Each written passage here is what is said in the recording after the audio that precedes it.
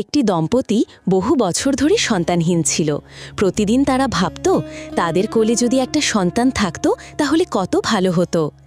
একদিন তারা হাঁটতে হাঁটতে একটি নির্জন জঙ্গলের ভেতর দিয়ে যাচ্ছিল। হঠাৎ তারা দেখতে পেল মাটির ভেতর থেকে ঝলমলে একটি রত্ন। হাতে তুলে নিয়ে ভালো করে দেখতেই বুঝতে পারল এটি এক ইচ্ছাধারী সাপের মণি। কিছুক্ষণের মধ্যেই তাদের সামনে এসে দাঁড়ালো সেই ইচ্ছাধারী সাপ।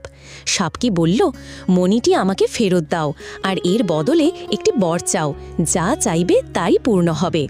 দম্পতি দীর্ঘশ্বাস ফেলে একটাই কথা বলল, আমরা একটি সন্তান চাই। সাপটি বলল, তোমাদের সন্তান হবে। কয়েক মাস পরেই জন্ম নিল অপূর্ব সুন্দর এক শিশু। তারা খুব খুশি ছিল। তারপর একদিন গাড়িতে করে তারা বেড়াতে যায়, আর সেখানেই হয় অ্যাক্সিডেন্ট। মহিলাটি সঙ্গে সঙ্গে মারা যায়। পিতা কাঁদতে কাঁদতে শিশুটিকে বুকে টেনে নিল, যেন সব শেষ হয়ে গেল।